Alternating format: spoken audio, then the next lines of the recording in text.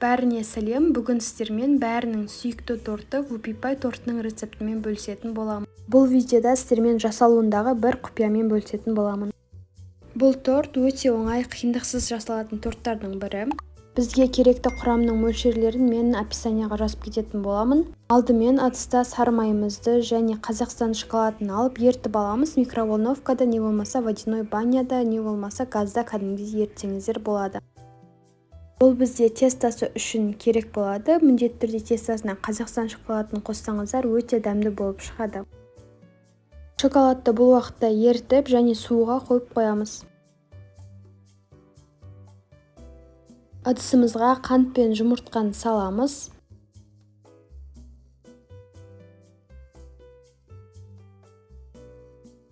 Екеуін ағарып, көлемі үлкейгенше уақытыңызды аямай 10-15 минуттай миксерлейміз. Бұның көтерілуі осы массамызға байланысты болады. Еріген шоколад пен сары майды жаңағы массамызға қосамыз және жақсылап миксерлейміз.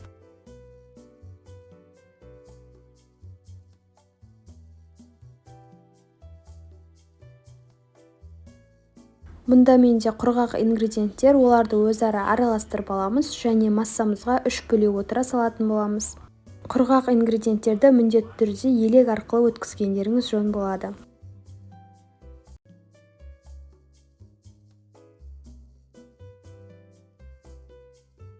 Біздің қамырымыз дайын, осындай қою болып шығады.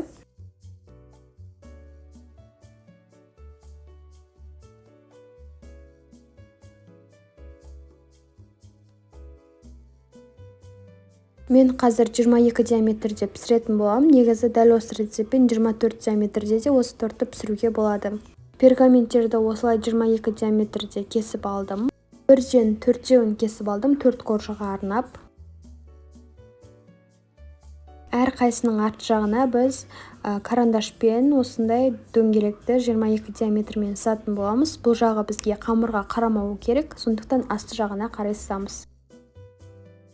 4 пергаментті де осылай дайындап алдым. Қамырды теңдей 4-ке бөлуіміз керек. Ол үшін әрқайсына мен шамамен 3-4 қасықтан салып шықтым. Енді осындай спатуланың көмегімен қамырымызды тегістеп шығамыз. Қызып тұрған пеште 180 градуста 10-15 минуттай пісіріп аламыз. Коржды пештен алғаннан кейін кішкене 1 минуттай суытамыз. Содан кейін бірден осылай форманың ізін салып ап, корждарымызды 22 диаметрде кесіп алуымыз керек. Өте дәмді болып шыққан екен. Осылай жан-жақтарын алып тастаймыз. Корждардың барлығын пісіріп алғаннан кейін кішкене суытамыз. Ол кезде біз кремімізді дайындай беретін боламыз.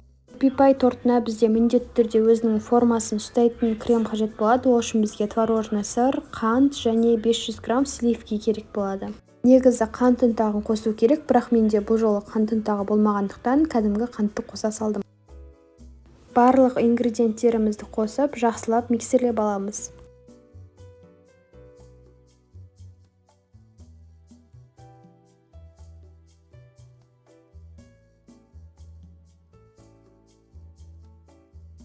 Тортымыздың кремі дайын болды, өзінің формасын өте жақсы ұстайды.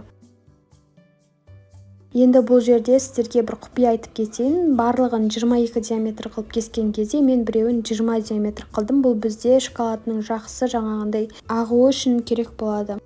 Егер де сіздер 24 диаметрда жасасаңыздар, онда сіздерге 22 диаметрде, яғни 2 сантиметр кіші қылып жасауға кеңес беремін. Яғни соңғы коржды соншалықты диаметрде кесіп аламыз.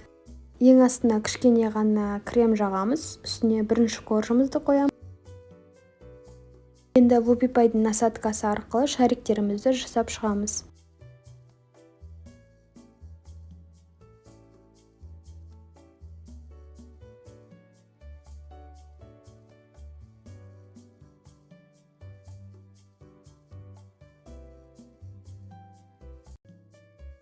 Ортасына да кремді жағып түзулейміз. Солай біздің корждарымыз біткенше шариктерді жасап шығатын боламыз.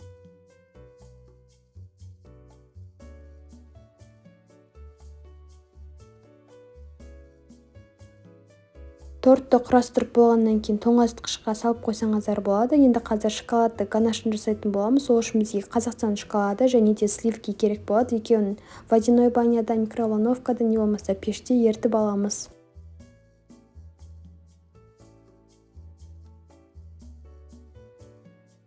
Шоколадымызды ертіп алдық. Енді тортымыздың бетіне жағатын боламыз. Кейін өзіңізге қарай кез келген декор жасауға болады. Мен осылай үйге жеуге болғасын осындай қарапайым декор жасаған болатынмын. Рецептерім сіздерге ұнаса, менің каналыма міндетті түрде тіркелуді ұмытпаңыздар.